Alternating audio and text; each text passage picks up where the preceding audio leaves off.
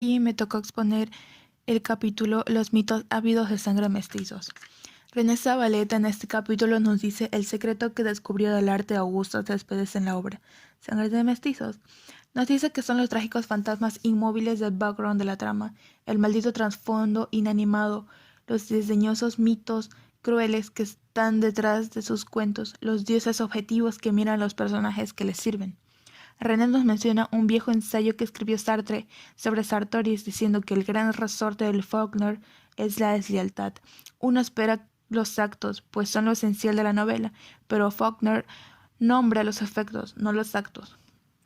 Algo que es parecido que ocurre con Augusto Céspedes en este libro. Más adelante el capítulo nos habla del pozo, diciendo, lo único viviente es el pozo, enemigo estúpido y respetable, invulnerable al odio como una cicatriz.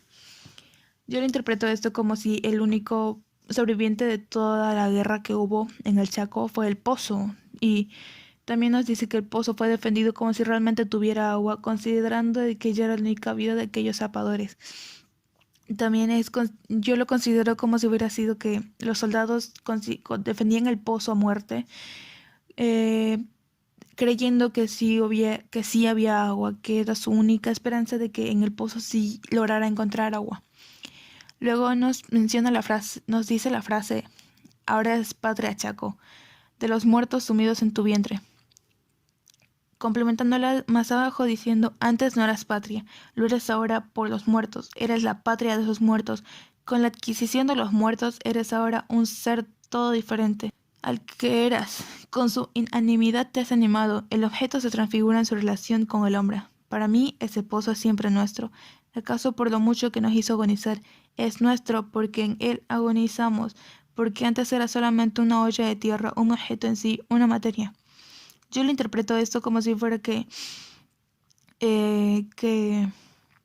al Chaco no lo consideraban una patria, solo era un lugar y ya, un lugar más que era, pero se convirtió en patria al haber una guerra ahí, por también ser un lugar donde hubieron varios muertos, tanto bolivianos como paraguayos, y también lo toman mucha importancia, le dan mucha importancia al pozo porque en él, por él murieron varios soldados, en el mismo pozo agonizaron varios soldados, ya sean paraguayos o bolivianos, y si no hubiera pasado, supongo que si no hubiera pasado nada de eso, no sería nada importante, solo sería un hueco más en la tierra, un hoyo, un pozo y ya, no tendría tanto significado, tanta importancia. Luego, eh, nos resalta otra característica de Augusto Céspedes en su arte, que es el objetivismo o exterioridad.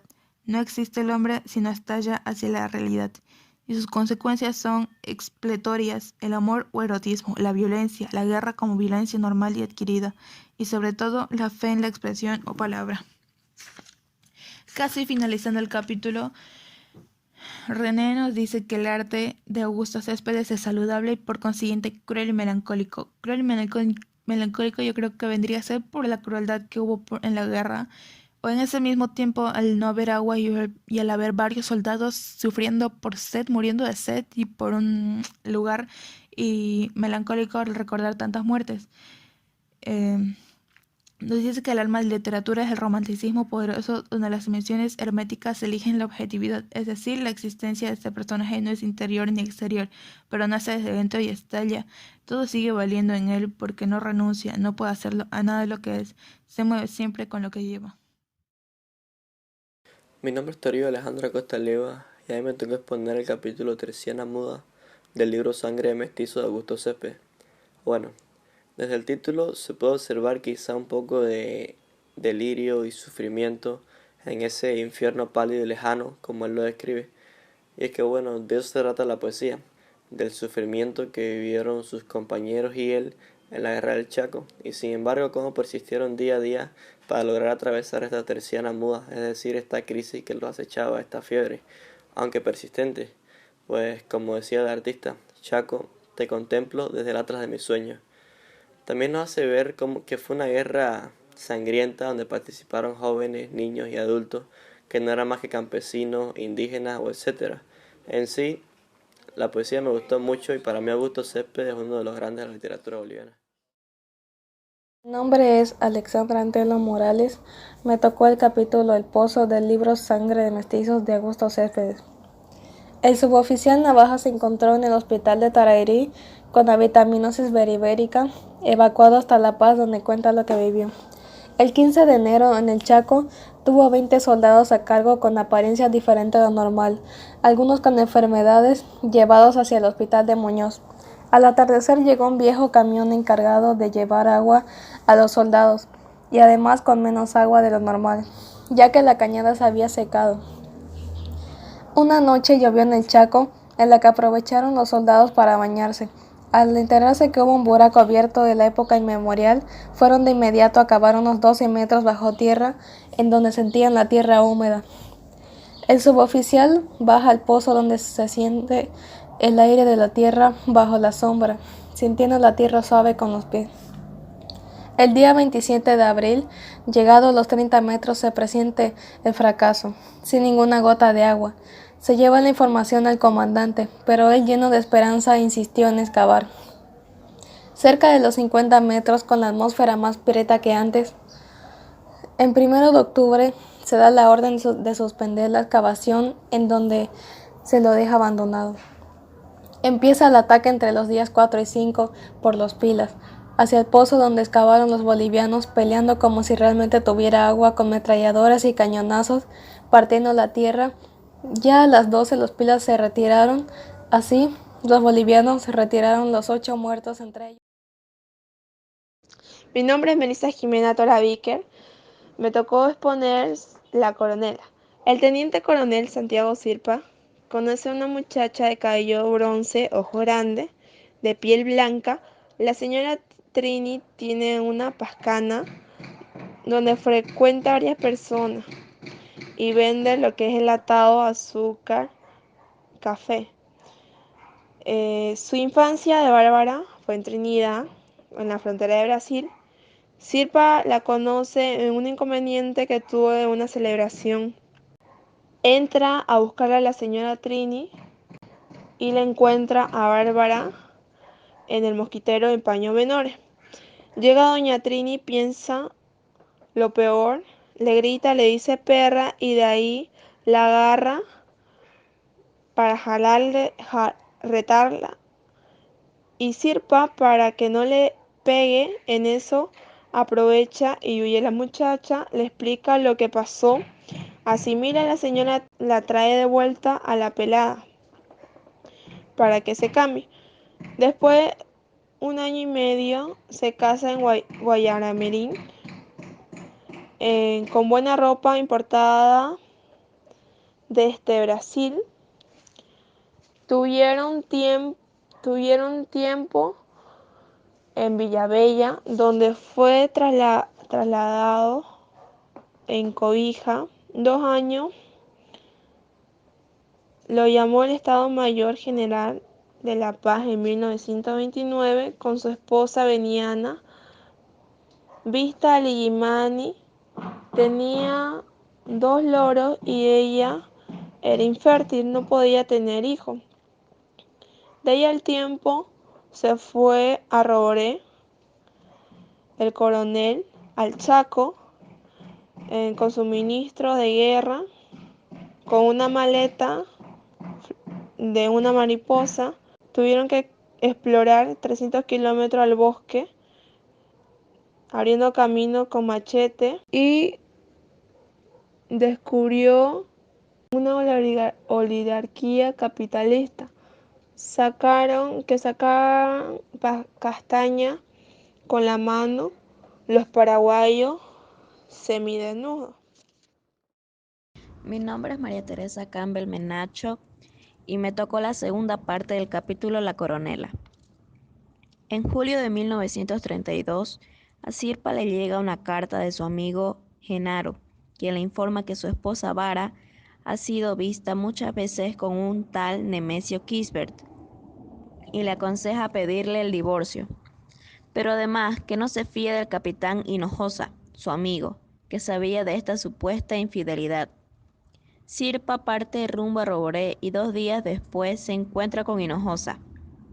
Este no quiere hablar como hombre, por lo que el coronel Lo obliga a hablar como militar y afirma lo que temía escuchar. Aquel hombre es el amante de su mujer. Pide permiso para volver a La Paz, pero se le es negado, por lo que le pide a un aviador llevarlo.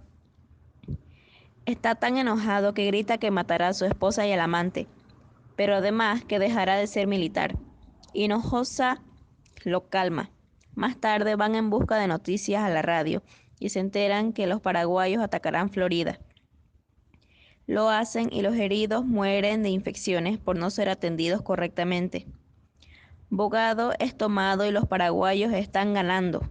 Los bolivianos se retiran hasta la otra guerra dejando a varios enfermos atrás. Entre balazos y granadas, a los soldados les entra el miedo. Los guaraníes les ganan en armas. No tienen miedo de usarlas ni de hacer daño. Los heridos piden agua, pero le responden que no hay, por lo que es imposible tomar Toledo así.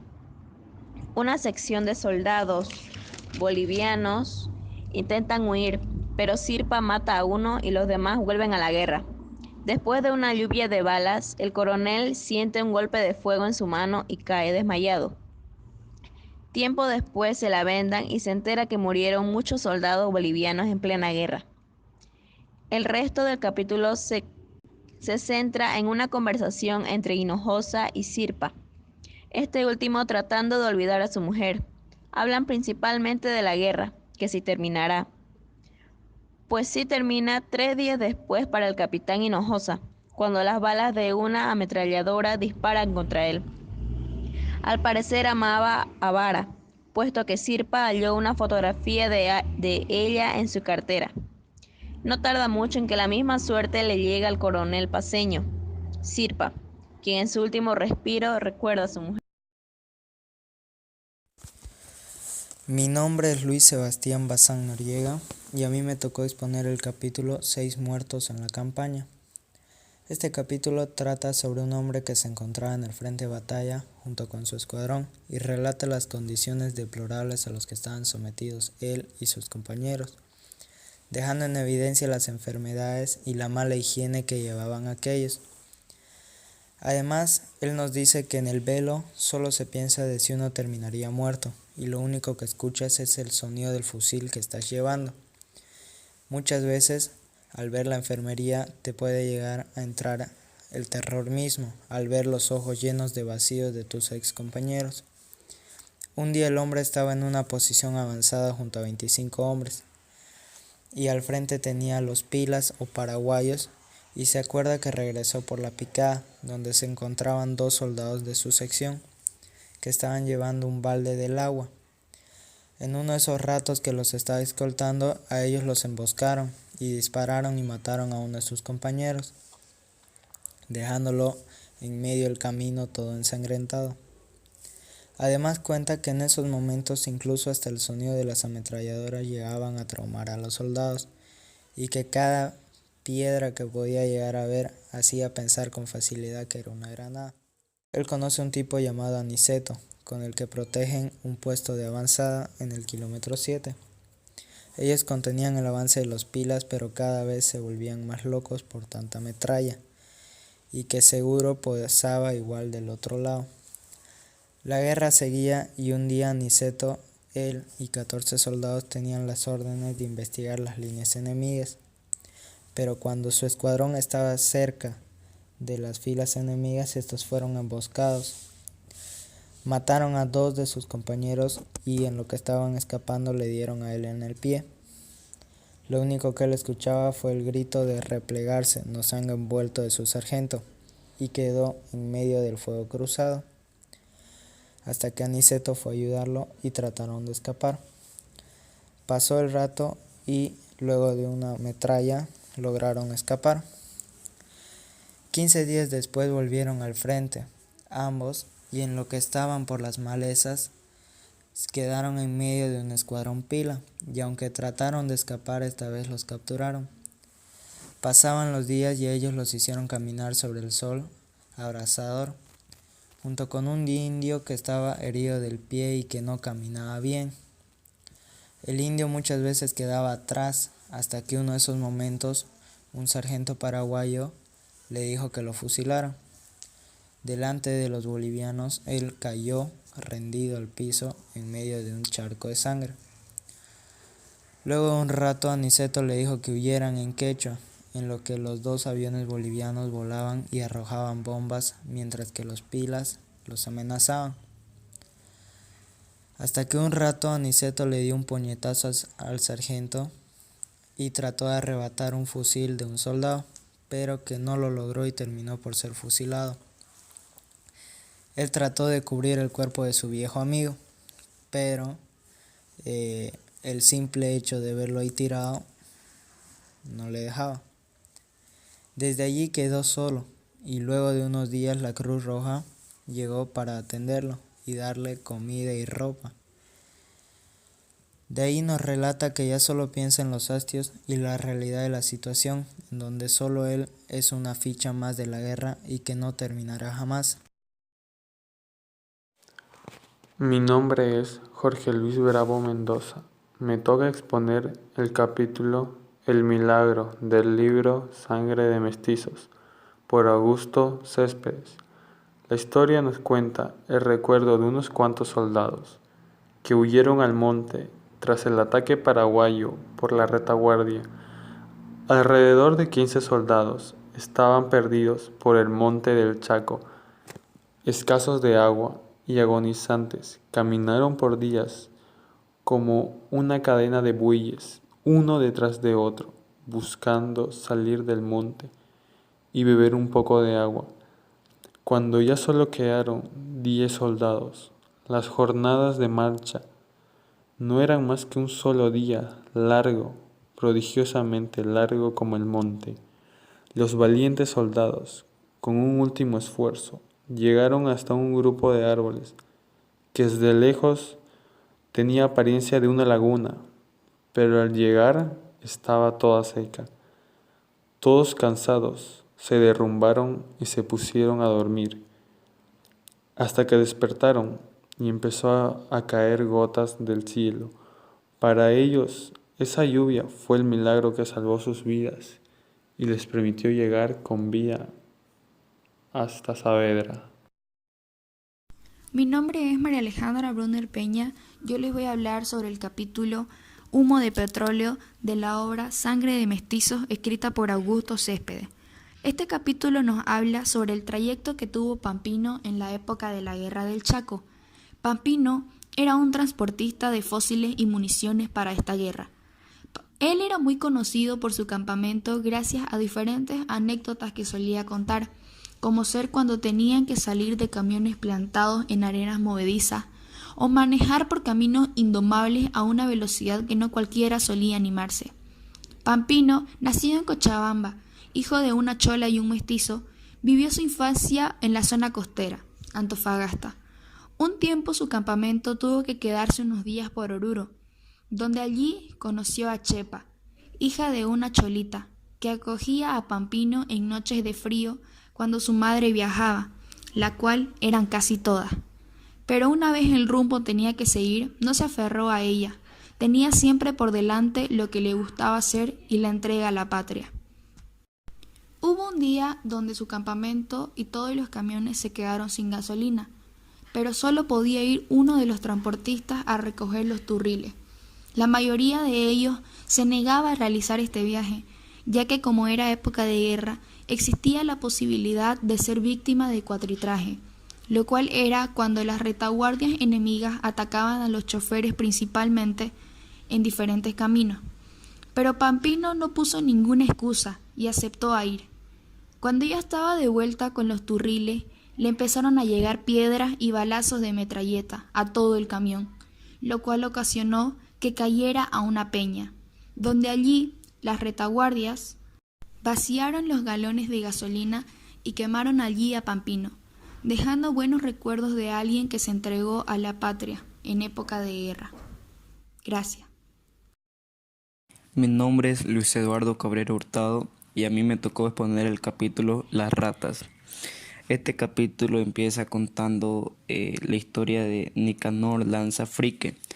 Él era un comerciante que quería participar de la guerra en el ejército y tenía sus papeles y lo presentó a un comandante del ejército, pero él les dijo que sus papeles no estaban bien.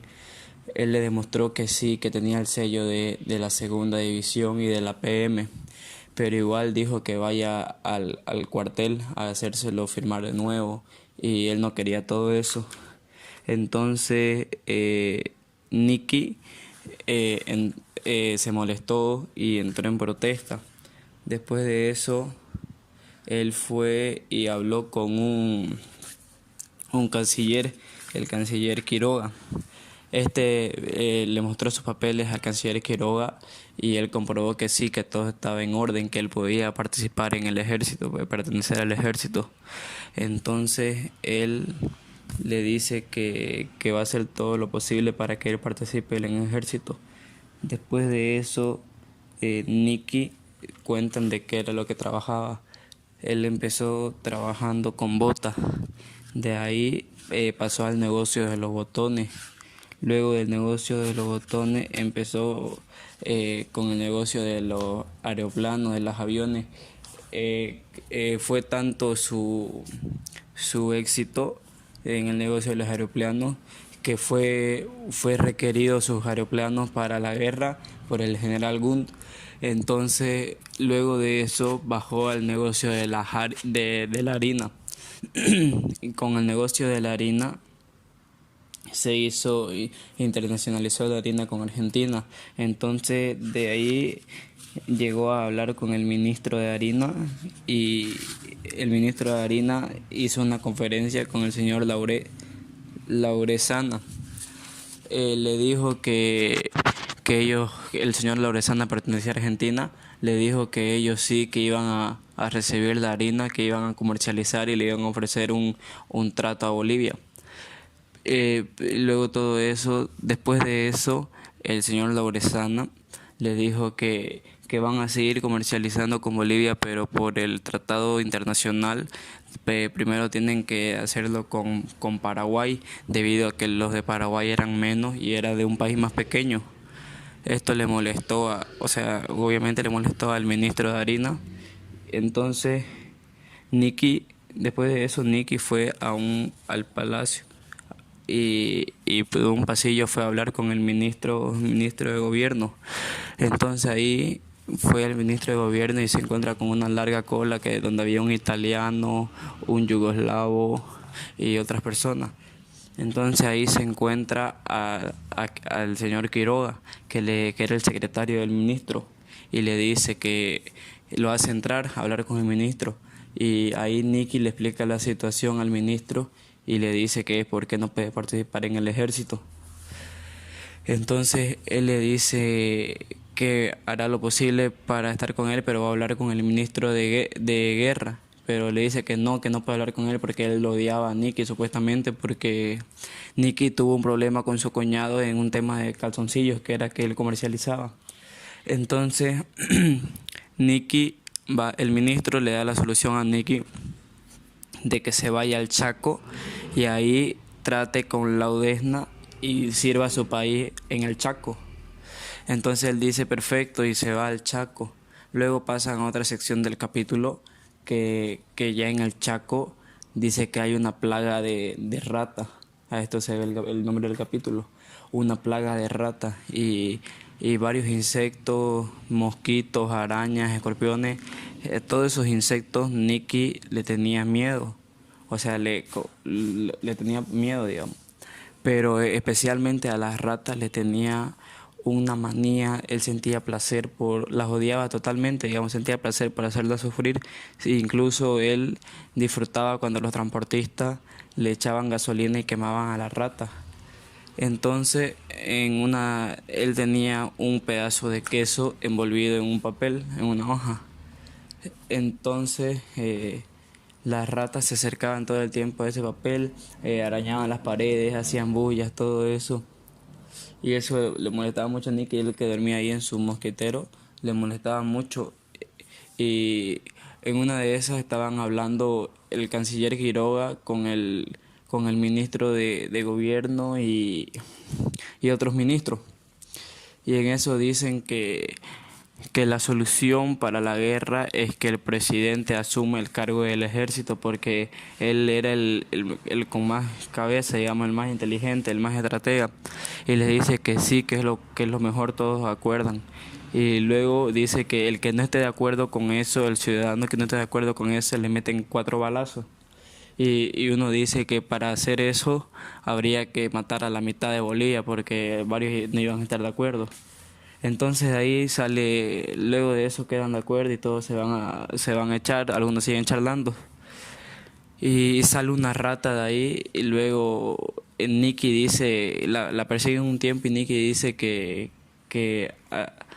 achiquen el espacio de tiroteo, digamos, y sacan la cama, mueven la cama y el ministro dispara y mata a la rata y ahí acaba el capítulo.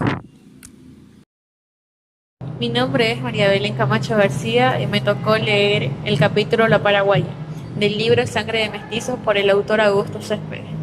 Esta es una historia tanto dramática como romántica.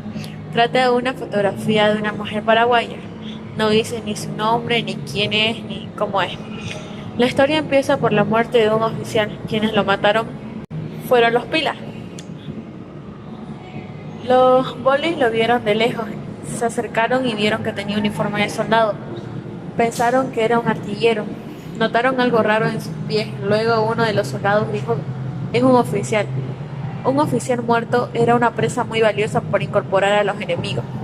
La cara del oficial estaba repleta de tierra, los ojos abiertos velados de polvo. La piel de su mejilla derecha había sido arrancada por los espinos al ser arrastrado.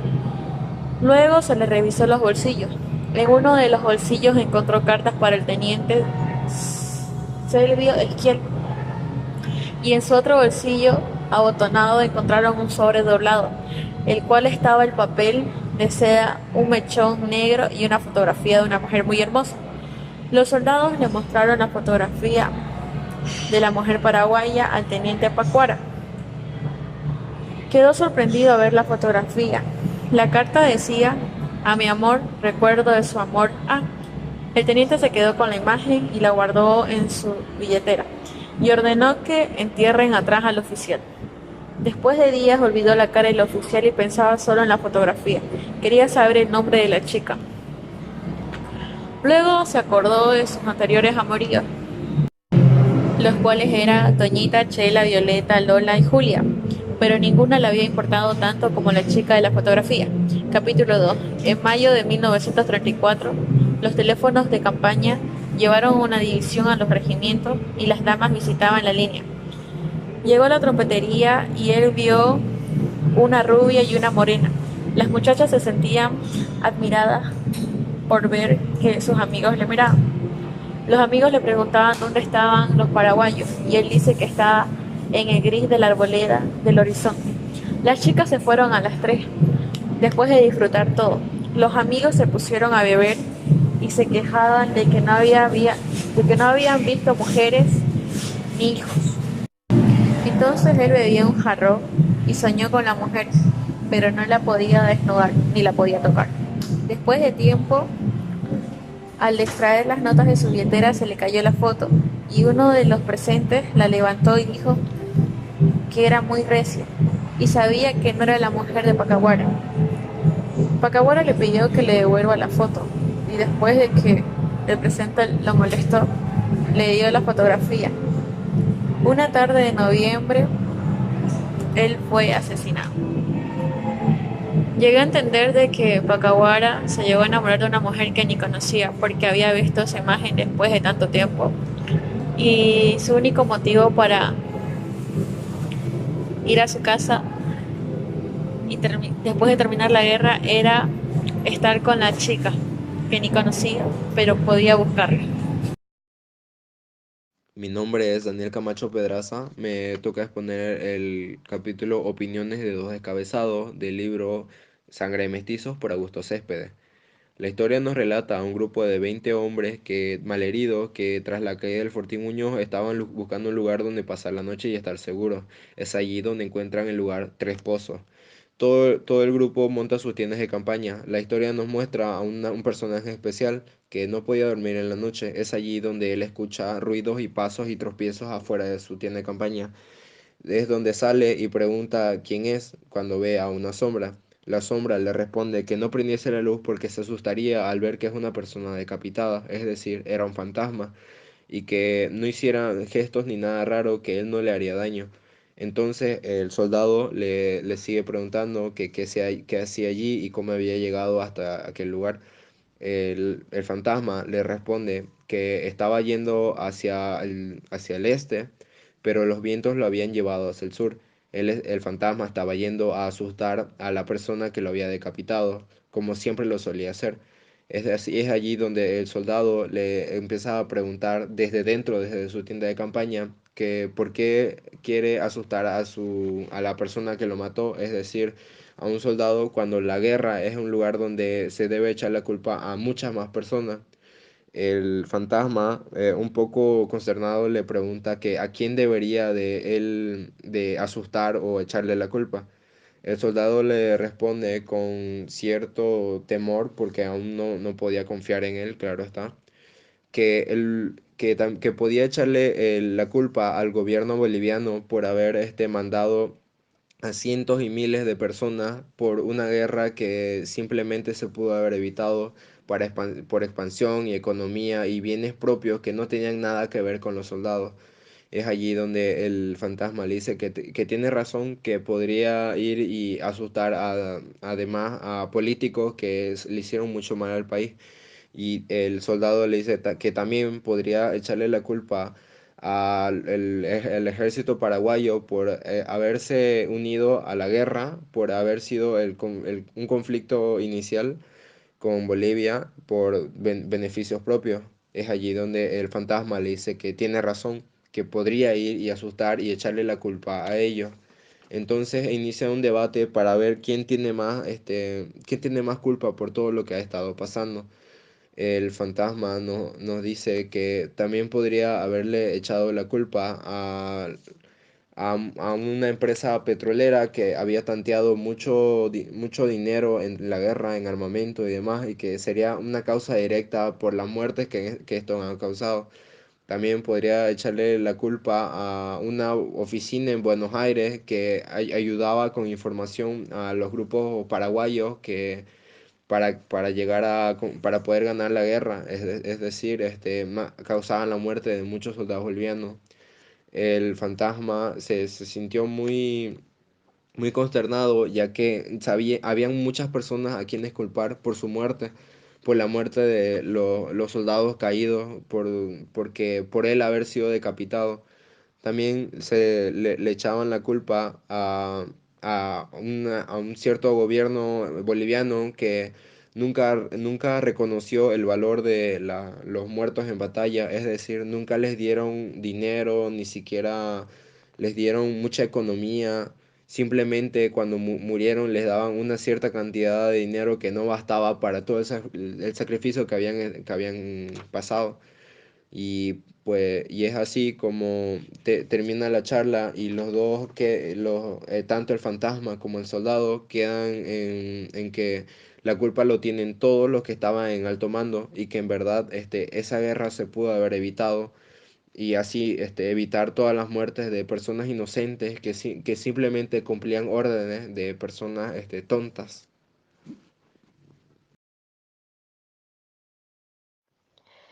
Biografía de Augusto Céspedes. Era un periodista, escritor y político boliviano que vivió su niñez y su juventud en Cochabamba. Había realizado sus primeros trabajos de una entrevista ahí, junto a otras personas. Estudió también la que era la carrera de Derecho en la universidad esta que se llamaba Mayor de San Andrés y obtuvo un título de abogado en 1924. Pero no ejerció la profesión, así que decidió volcar hacia lo que era la política y el periodismo. Mantuvo una larga amistad con Carlos Montenegro, que también era un escritor. Luego se remontó a la ciudad del Chaco, donde se desarrollaba el conflicto. Al moverse entre esto, em, cambió de dirección de narrador hacia el conflicto. Luego sacó un libro que era llamado Las Crónicas Heroicas en una Guerra Estúpida. El gobierno boliviano, o sea, esperaba que sea algo que hablaba sobre unas victorias, sobre lo que había ocurrido en la guerra, pero En realidad hablaba sobre lo que eran los horrores del pasado y también todo lo que habían vivido algunos soldados que habían oído de las palabras de los pocos periodistas que pudieron llegar al lugar. Eh, Luego, al finalizar la guerra, Augusto publicó lo que era Sangre de Mestizos, que se dio hasta 1934, que hablaba de la Guerra del Chaco, que se hablaba sobre toda la desgracia que había llevado la sociedad boliviana, que se habría identificado como, como lo muestra como como el nuevo ciudadano boliviano, o sea, que asumió su identidad y realidad luego de la guerra. O sea, mostró toda la inutilidad del conflicto porque por habían muerto miles de personas por una guerra por la cual no sabían por qué morían.